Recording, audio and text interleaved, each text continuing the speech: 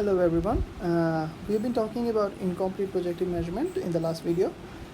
Here we will explicitly work out an example where we perform an incomplete projective measurement. Alright, so let's see. Before that, I have to define to you a very important concept which is called parity. So parity for a 2-bit system, by bit I mean a classical bit, B1, B2, is defined by the following. The parity is B1 XOR B2. By XOR, I mean it's a sum mod 2. So let's work out a specific example. Let's say this is a 0, 0. Then 0 XOR 0 is equal to, you sum them, so it's 0 plus 0, which is 1, which is 0, 0, and you make a mod 2, which you get 0. Alright, similarly 0, 1 is 0 XOR 1, and you get a 1 because their sum is 1, and when you divide it by 2, the remainder is 1. Alright, similarly 1, 0 is 1 XOR 0, this is still 1, and you have 1, 1, and which is 1 XOR 1, which is 2, and you divide it by 2, you get the remainder of 0. So remainder is 0, so what you get is this 0. So the parity of this state is defined as even, and this state is even as well, but these two are odd parity states. Alright, so this is how parity is defined. So similarly, I can define it for quantum bits. For example, this and this is even. Alright, and 0, 1 and 1, 0 is odd. Okay, this is an even parity state, this is an odd parity state. So let's say now that I have a psi which is a 2-qubit system. So in general, any state psi can be written as the following: 0, 0 plus B 0, 1 plus C 1, 0 plus D 1, 1. Okay, now what you do is that I ask that I want to make a parity measurement.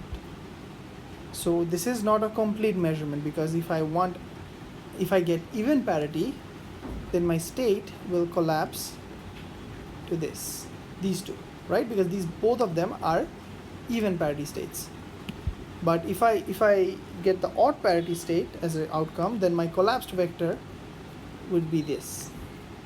Alright, so I hope this is clear, that you're not decomposing it into one-dimensional subspaces, rather you're decomposing it into two-dimensional subspaces. Alright, so let's say that after measurement you get an even parity state. Alright, this is just an example. So if you get even parity state, your new psi I will be this one. Sorry, D11. Alright, but this is not the complete, because you had this normalized, because a square plus b square plus c square plus d square was 1. So what you have to do, you have to divide it by the norm of this vector. So what you get is a square plus b square. And what was the probability of getting the even parity state? So the probability of getting the even parity state was nothing but a square plus d square. Okay, by square I mean a mod square, because these are complex numbers in general. Alright, please be careful about these things. So similarly, if I get so you can easily guess, if I get odd parity, what is the probability of getting odd parity? The probability of getting odd parity is b square plus c square, and the collapsed state psi odd, let's call this odd, psi odd will be b 0, 1 plus c 1, 0, and you divide it by the norm of this, so that you normalize. So this is the idea, and now you can perform further measurements and decompose it completely. into the 0 0 state or the 1 1 state or either of these two. All right, so we have performed incomplete projective measurement, and our collapse vectors are still two-dimensional vectors. All right, so we can further decompose it and turn it into a complete measurement, but up to this point this is an incomplete measurement. I hope the idea is clear, and you will be given some more examples to work out to understand this incomplete measurement. All right, thank you so much.